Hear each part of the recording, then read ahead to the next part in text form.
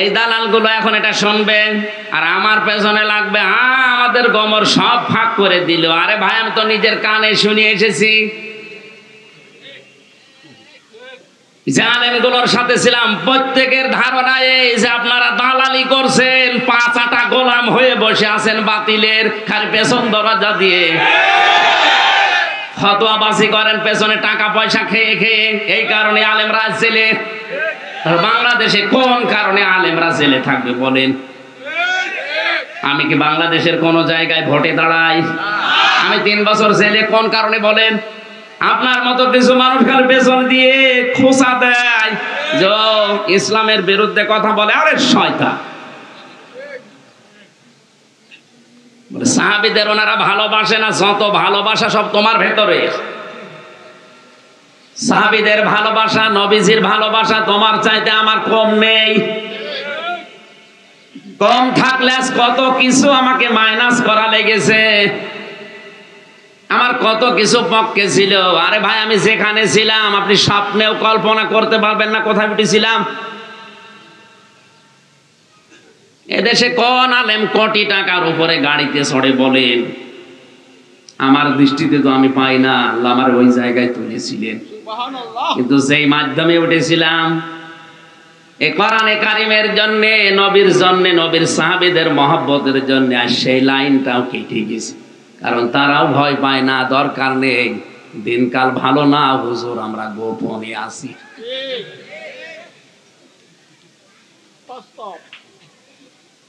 আপনি তো একবেলা খেতেও পান না। আর আমি যেখানে ছিলাম আপনার কল্পনার অতীত, সব ছাড়া লেগেছে আমারে।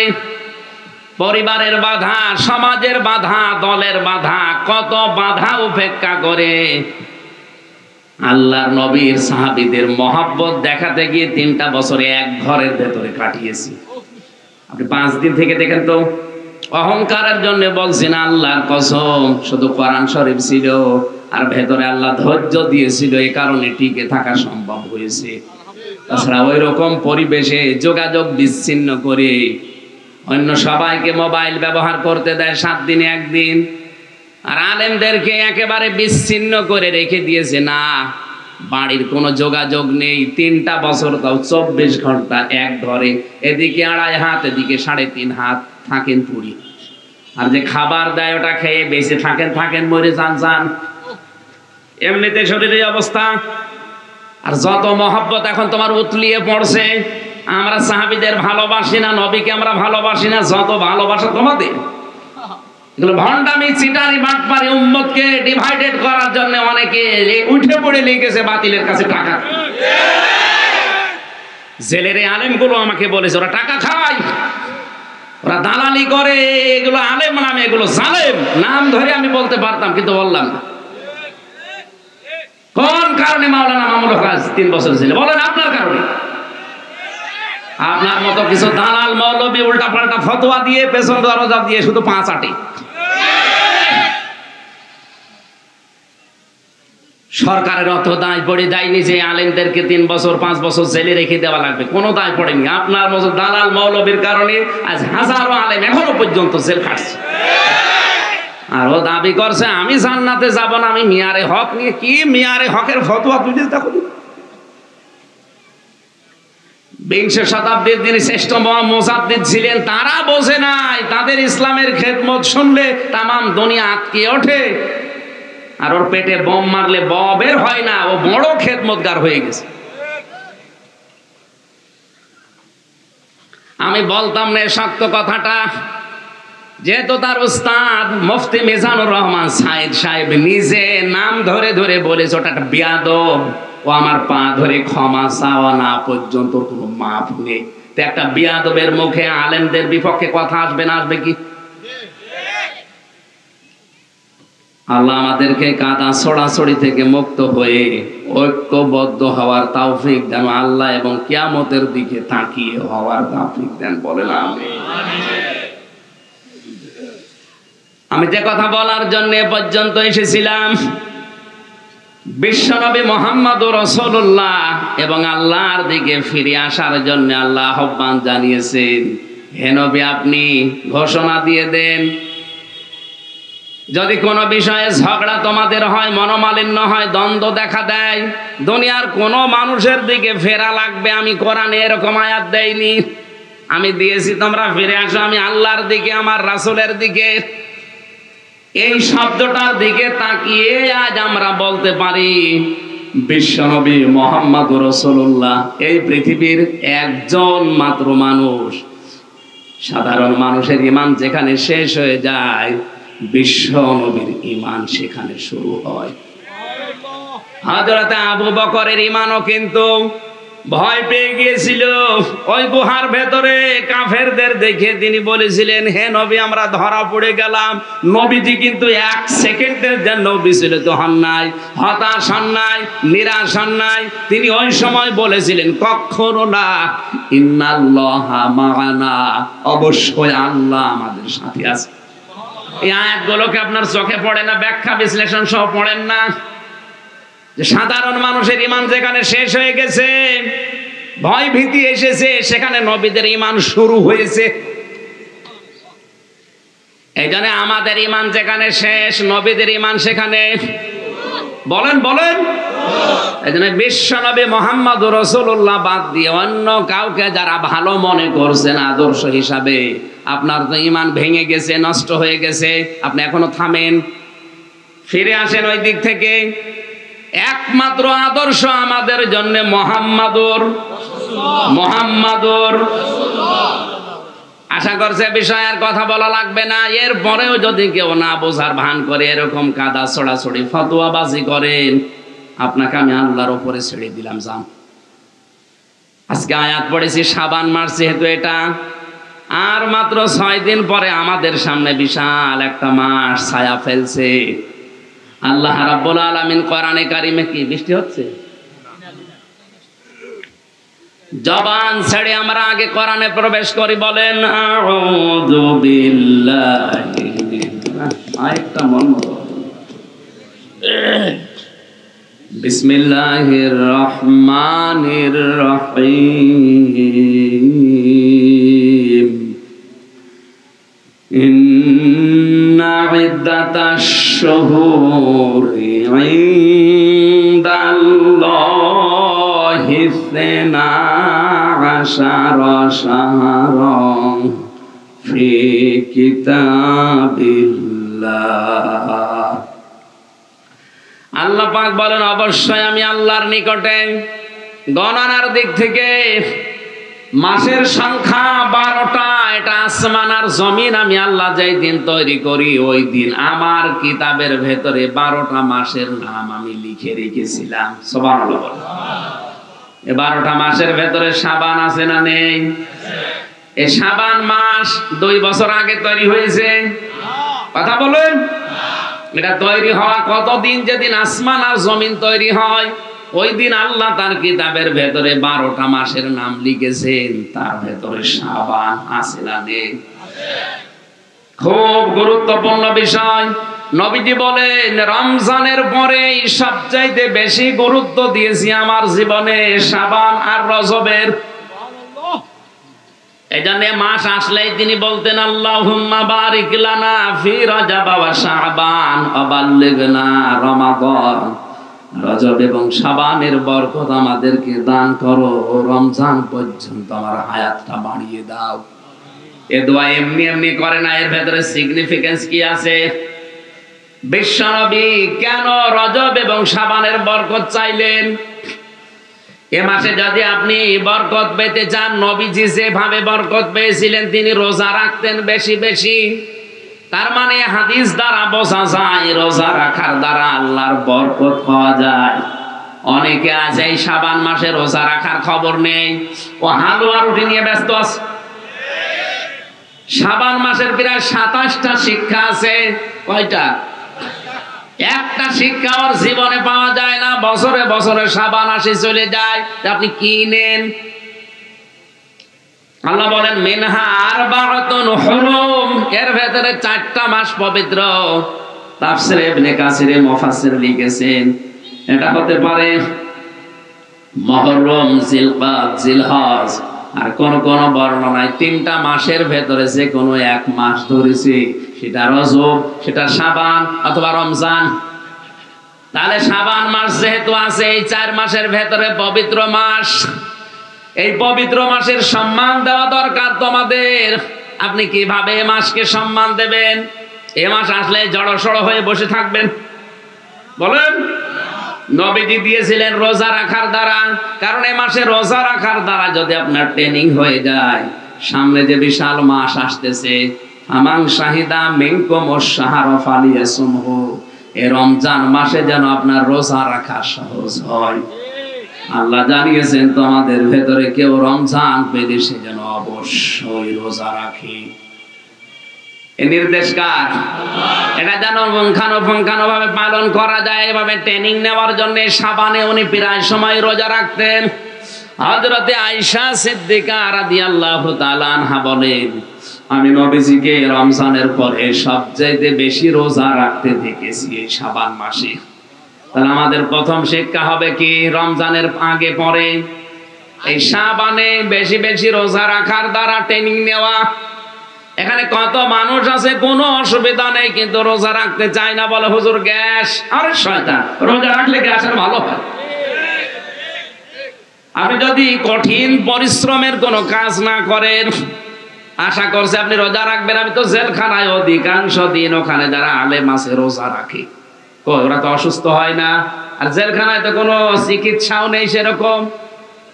যত রোগের কথাই বলেন, সব রোগের এক ঔষধ দেয়।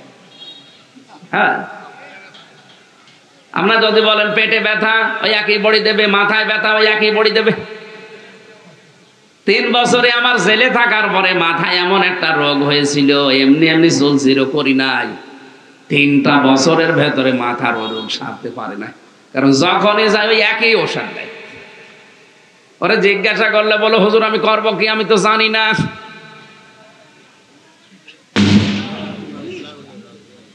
বাস্ট হয়ে গেছে, অসুবিধা নেই। ট্রান্সমিটার মনে হয় বার্ট হয়ে গেছে। লাইন দেন, লাইন দেন।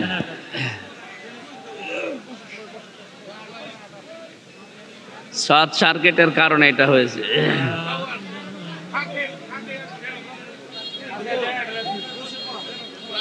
আল্লাহুম্মা সাল্লি আলা সাইয়্যিদিনা মাওলানা মুহাম্মদ ওয়া আলা আলি সাইয়্যিদিনা মাওলানা। এই কষ্ট হচ্ছে আপনাদের? ওঠাওঠি করে কারা এরা? বসেন না, মুরব্বী কিছু মানুষ উঠছে, উঠুক। যুবক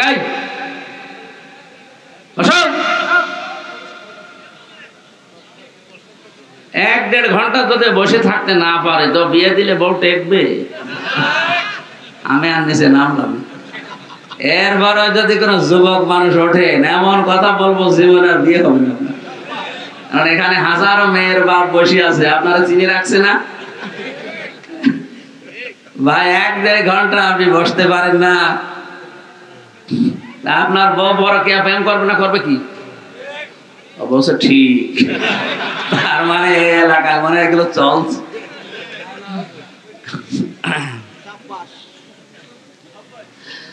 আমার ভাইরা, এই যে এইসব মুরব্বী 70, 80, 90 বছর বয়স, মনে হয় 15-20টা করে জন্ম দিয়েছে, এখনো পর্যন্ত 1.5-2 ঘন্টা বসে থাকে, কোনো অসুবিধা নেই। আর এরা কি বলবো এদের? এর ভেতরে যে 4টা মাস পবিত্র, এর পবিত্র রক্ষা করতো ওই জামানার কাফেররা। আমি ইবনে কাসির তাফসিরে পড়লাম, ওরা এই 4টা মাস আসলে যুদ্ধ বিগ্রহ বন্ধ করে দিত, মারামারি বন্ধ করে দিত। কারোর সাথে যদি দাঙ্গা হাঙ্গা মামলা মোকদ্দমা চলতো, বলতো ভাই শাবান মাস এসে গেছে, এখন মামলা হামলা মারামারি হবে, আপনার সাথে সব স্টপ, এ মাস চলে যাক, এরপরে আবার শুরু করব। আরে ভাই, কাফেররা যদি এ কথা বলতে পারে যে শাবান মাস এটা পবিত্র মাস, এ মাসে মারামারি গন্ডগোল মামলা হামলা দেওয়া যায় না, অথচ বাংলাদেশে এখনো পর্যন্ত মুসলমানেরা এ মাসের সম্মান এভাবে দিতে পারে না, এই মাসে অনেকে মামলা দিচ্ছে মিথ্যা। মিথ্যা সাক্ষ্য এ মাসে বন্ধ হয়েছে। মারামারি গন্ডগোল মনোমালিন্য যাদের ছিল বন্ধ করে দিয়েছে।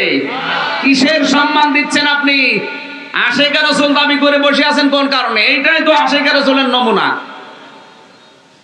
কাফেররা যদি এ মাসকে সম্মান দিয়ে তারা মারামারি দাঙ্গা হাঙ্গা আসে, মাসের পরে মাস গন্ডগোল চলছে, সেটা এ মাস আসলে বন্ধ করে দিত, বলতে বাদ দেন, পরে আবার শুরু করবো আপনাকে। আর আমরা এ মাসে এখনো মনোমালিন্য বন্ধ করি না। এই মাসে আসার পরে আরো আলেমদের কাদা ছোড়াছড়ি বেরিয়েছে। জালেমে জালেমে দোস্তি হয়ে যাচ্ছে, আর আলেমে আলেমে এখন শত্রুতা বাড়ছে। যে আলেমরা এই মাসে এসে আরো আলেমে আলেমে দ্বন্দ্ব লাগিয়েছে, এগুলো আলেম নামে কলঙ্ক, এগুলো জালেম। কারণ কাফেররাও এই মাসকে সম্মান দিয়েছে মারামারি বন্ধ করে, গন্ডগোল মনোমালিন্য বন্ধ করে, আর এরা এ মাসে আরো উস্কে দিচ্ছে।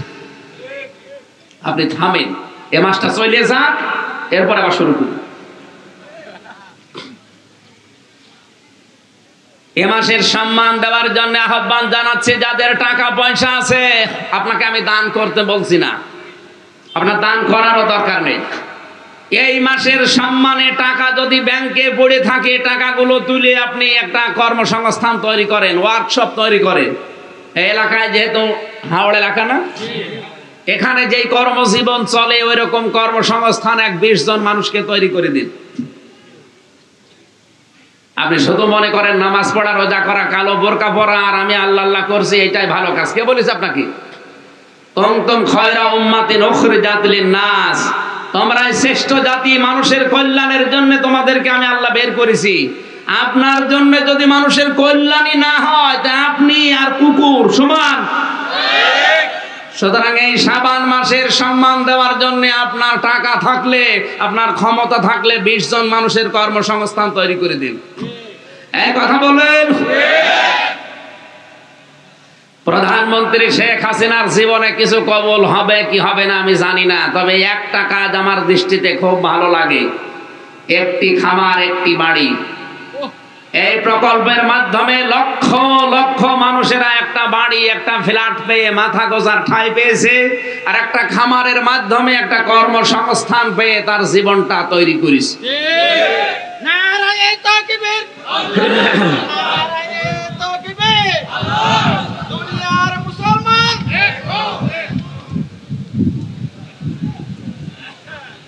কি বৃষ্টি হচ্ছে? ও আনসার এরপরে ঘেমে একেবারে শোক চলছে। সুবহানাল্লাহ, আলহামদুলিল্লাহ, লা ইলাহা ইল্লাল্লাহ। টিপ দেন এদিকে ওদিকে।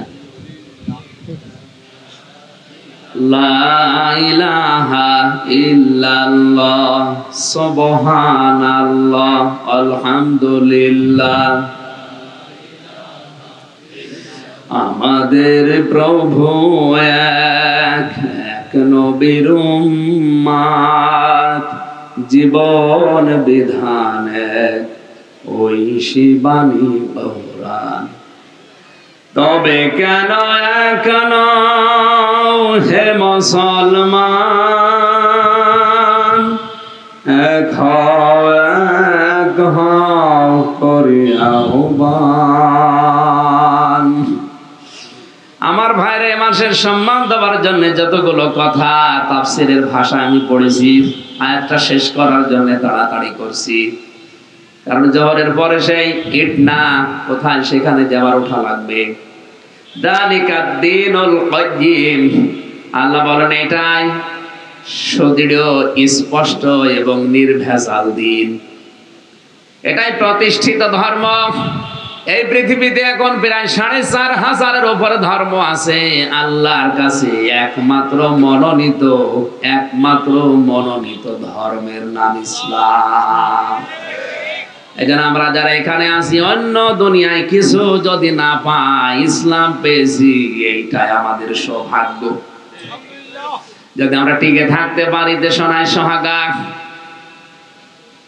ফালা তাসলিমু ফীহিন্না আনফুসাকুম, সাবধান, তোমরা নিজেদের উপরে জুলুম করো না এই মাসকে অসম্মান করার কারণে। যেহেতু আল্লাহর এটা পবিত্র মাস, আপনার অন্তরে যদি তাকওয়া থাকে অবশ্যই এই মাসকে আপনি সম্মান জানাবেন এইভাবে রোজা রাখার দ্বারা, মানুষের কর্মসংস্থান তৈরি করার দ্বারা, মানুষের উপকারের দ্বারা। যার যতটুকু সামর্থ্য আছে ওই জায়গা থেকে যদি আজ আমরা দাঁড়িয়ে যেতাম, আমার মনে হয় বাংলাদেশ অনেক দিন আগে সোনার বাংলা হয়ে যেত। এদেশের অভাব শুধু মানুষের চরিত্রের। যারা আজ ক্ষমতায় যায় তারাই আখের গোছানোর জন্য চেষ্টা চালায়। কাজ কিন্তু এই 15-16 বছরে কম হয়নি, বহু কাজ হয়েছে আমরা দেখতে পাচ্ছি। বড় বড় প্রকল্পের মাধ্যমে রাস্তাঘাট, ব্রিজ, কালভার্ট বহু উন্নত হয়েছে, কিন্তু ক্ষতিও হয়েছে কিছু মানুষের চরিত্রের কারণে। এই চরিত্রহীন মানুষগুলো তাদের স্ত্রীর নামে টাকা পাচার করে কানাডায় বেগম পাড়া বানিয়েছে, কোটি কোটি টাকা সুইস ব্যাংকে রেখেছে। এদেশের অনেক নেতা এখনো বাইরের দেশে জেলখানায় শুধু টাকা পাচার করার কারণে। আমাদের দায়িত্বে যারা আছেন প্রধানমন্ত্রী সহ তাদেরকে আমরা বলবো, এই টাকাগুলো যারা পাচার করেছে এদের টাকাগুলো ফেরত নিয়ে এসে দেশে কাজে লাগান। আর যদি না হয় তাদের এই দেশের সম্পদ যা আছে সব সরকারি ভাবে বাজেয়াপ্ত করে নেন। শয়তানি কাজ করলো কেন? ওর কারণেই তো দেশটা আরো পিছিয়ে যাচ্ছে। এখানে যাকাত ভিত্তিক অর্থনীতি যদি কায়েম না হয়, সুদ ভিত্তিক অর্থনীতি কায়েম থাকলে দেশের মানুষ গরিব আরো গরিব হয়, ধনী আরো ধনী হয়। সালমান এফ রহমান উঠতে উঠতে কোথায় উঠে গেছে, বসুন্ধরা উঠতে উঠতে কোথায় উঠে গেছে, আর এই গ্রামের রিক্সা চালক নামতে নামতে এখন মাথার উপরে একটা কুড়ি ঘর নেই। এটা হয়েছে একটাই মাত্র কারণ, যাকাত নেই। এজন্য আহ্বান জানাবো, সরকারে যারাই বসেছেন, আল্লাহর নির্দেশ, সরকারে বসার পরে আপনার দায়িত্ব নামাজের বিল কায়েম করা, যাকাত ভিত্তিক অর্থনীতি কায়েম করা। সূরা হজের 41 নম্বর আয়াতে আছে না, আমি বানালাম, আমি পরামর্শ দিলাম কোরআনের আয়াত দ্বারা, যারা দায়িত্বে আছেন যদি মেনে নেন এ দেশটা জান্নাত হবে, আর যদি মানতে না পারেন, ব্যর্থ হন, যতই নতুন নতুন নিয়ম নীতি বানান, আধুনিক হওয়ার চেষ্টা করেন, জীবনও আধুনিক হতে পারবেন না।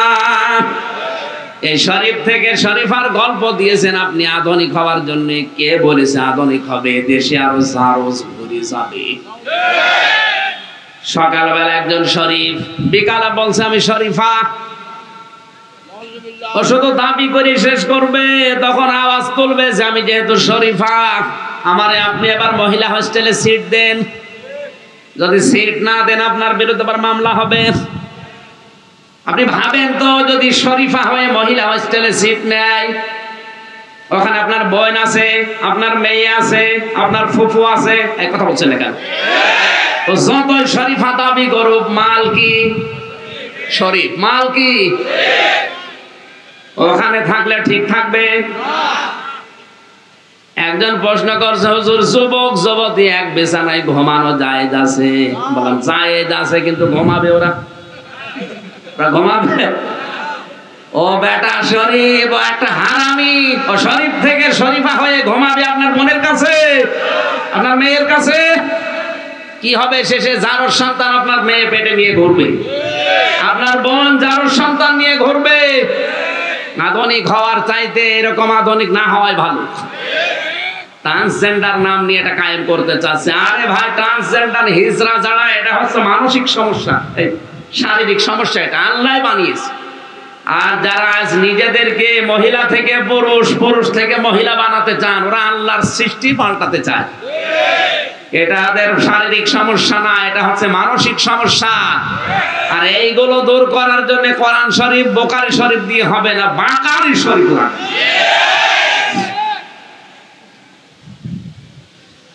এই জন্য আমাদের উচিত হচ্ছে এই সমাজে, এই পরিবারে, এই রাষ্ট্রে আপনার চাচাতো ভাই, ফুফাতো ভাই, মামাতো ভাই যারা বেকার আছে, আপনি যদি টাকা পয়সার মালিক হয়ে থাকেন, অন্তত 5 জন মানুষের কর্মসংস্থান তৈরি করে দিন, সে কাজ করে খায়। এই কিশোর গ্যাং না হয়ে, ডাকাতি চুরি ছিনতাই না করে, উল্টাপাল্টা নেশা ভান না করে, ও যদি কাজ করে খায়, ওখান থেকে টাকায় আপনার টাকা বাড়বে আর আল্লাহর আরশ আপনার উপরে খুশি হবে। ইসলাম এইভাবে আমরা বুঝি না। ইসলাম আন্দাজে কোন জায়গা থেকে বুঝি, রাস্তার টাকা, ব্রিজের টাকা, কালভার্টের টাকা আত্মসাৎ করে মেরে খায়, আর ওইটা দিয়ে মসজিদের ছাদ বানিয়ে দেয়। একটা মসজিদ বানিয়ে দিলে কয়জন নামাজ পড়ে? নাই 5,000 মানুষ। কথা বলেন না? আর একটা ব্রিজ বানিয়ে দিলে, একটা কালভার্ট যদি তৈরি করেন, একটা রাস্তা বানিয়ে দেন, লক্ষ লক্ষ মানুষ হাঁটবে। 1000 মসজিদ বানানোর চাইতে একটা রাস্তা বানানো আল্লাহর কাছে অনেক ভালো। ইসলামী বোঝে না, আন্দাজও মনে করছে মসজিদে টানা কাঁচ লাগিয়ে দিলাম, টাইলস লাগিয়ে দিলাম, জান্নাত আমি কিনে নিয়েছি। তোমার ওই টাকা নেওয়ার জন্য আল্লাহ বসে আছে। এজন্য মানুষকে ভালোবাসেন, মানুষের কর্মসংস্থান তৈরি করেন, মানুষ যেন সমাজে বিশৃঙ্খলা তৈরি না করে। আজ কিশোর গ্যাং এমনি তৈরি হয়নি, ওর মাথা পাগল হয়ে গেছে, কর্ম নেই, করবে কি? সমাজ পরিবর্তনের জন্য এই কাজগুলো শাবান মাসে আমাদের উদ্যোগ নেওয়া উচিত। আল্লাহ তৌফিক দিন, বলেন আমিন। আকাতিলুল মুশরিকিনা কাফাতান কামা ইউকাতিলুনাকুম কাফা। তোমরা মুশরিকদের বিরুদ্ধে লড়াই করো, সংগ্রাম করো, তাদের হত্যা করো যেভাবে তোমাদেরকে তারা হত্যা করছে, সর্বাত্মকভাবে। আজ ফিলিস্তিনের দিকে তাকান, মনে করছি ইহুদি ওরা না। এই দুনিয়ায় শুধু মুসলমান বাদ দিয়ে যত জাতি আছে এক কথায় সব মুশরিক। সুতরাং ওরা সবাই কিন্তু এক মুসলমান টাইট দেওয়ার জন্য 57টা মুসলমান রাষ্ট্র এই শাবান মাসে এক হওয়া লাগবে। আমরাও সর্বাত্মকভাবে ওদের বিরুদ্ধে যুদ্ধ চালাতে চাই।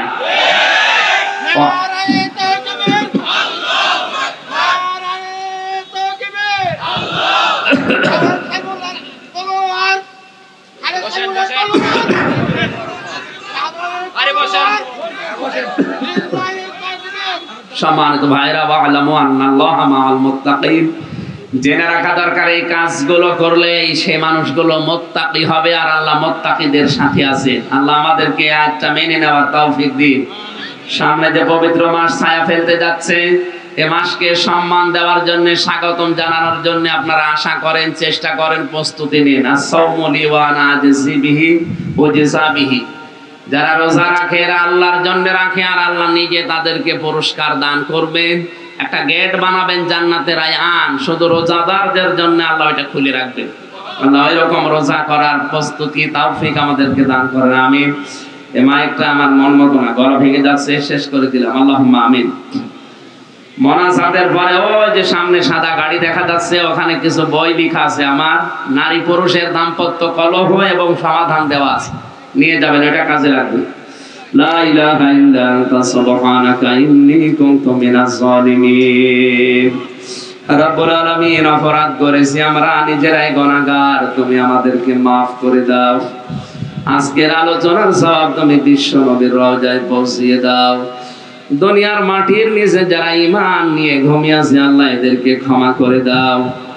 মা বাপ যারা হারিয়ে ফেলেছে, আল্লাহ তুমি মা বাপকে maaf করে দাও। আজকের মাহফিলের সম্মানিত সভাপতি জনাব গিয়াসউদ্দিন আহমেদকে কবুল করো। প্রধান অতিথি আলহাজ আফজাল হোসেনকে মঞ্জুর করো। এ থানার সম্মানিত ওসি শাহাদাত হোসেন ভাই দোয়া চেয়েছে, তার মা বাবাকে তুমি maaf করে দাও।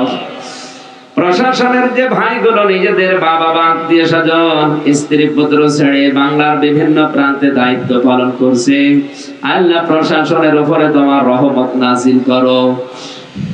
তাদের এই দায়িত্বটা তুমি ইবাদত হিসাবে কবুল করে নাও। মাদ্রাসার উপাধ্যক্ষ বসে আছে, তাকে মঞ্জুর করো। যত আলিম এখানে এসেছে, আল্লাহ আলেমদেরকে তুমি মঞ্জুর করে নাও। সম্মানিতা মা বোনদেরকে খাদিজার মতো, আসিয়ার মতো বানিয়ে দাও। হাওড় এলাকার মাটির নিচে যত মানুষ ঘুমিয়ে আছে, এদেরকে তুমি নিজ গুণে maaf করে দাও। কখন কার মরণ চলে আসে জানি না, সাধারণ ভাবে আমরা মরণ চাই না। আল্লাহুম্মা ইন্নী আসআলুকা শাহাদাতান ফি সাবিলিক।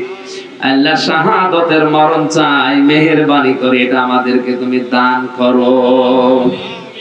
আমার কণ্ঠটা তুমি আগের অবস্থায় ফিরিয়ে দাও, শরীরটাকে সুস্থ রাখো, শেফায়ে কামেলা আজলা নসিব করো। রব্বুল আলামিন, মনের ভেতরে যার যে কামনা বাসনা আছে, আমাদের জীবনের চাহিদা সেগুলো পূর্ণ করে দাও। সম্মানিত মাস শাবানকে সম্মান দেওয়ার তৌফিক দাও। তোমার নবী যেভাবে সম্মান দিয়েছে এই মাসকে ওইভাবে পালন করার সুযোগ দাও। আলেমদের মতভেদ দূর করে ঐক্যবদ্ধ হওয়ার তৌফিক কামনা করছি আল্লাহ, তুমি দান করো। এই অবস্থার দ্বারা জালেমরা আনন্দে হাসতেছে। আলেমদের এই মতভেদের কারণে কাদা ছড়াছড়িতে বেদাতপন্থী যারা, এদেশের যারা নিকৃষ্ট মানুষ রাম আর বাম, তারা হাততালি দিচ্ছে। আল্লাহ মেহেরবানি করে তুমি আমাদেরকে সব ভেদাভেদ ভুলে ঐক্যবদ্ধ হওয়ার তৌফিক দাও। যখনই মরণ আসবে যেন পড়তে পারি লা ইলাহা ইল্লাল্লাহু মুহাম্মাদুর রাসূলুল্লাহ।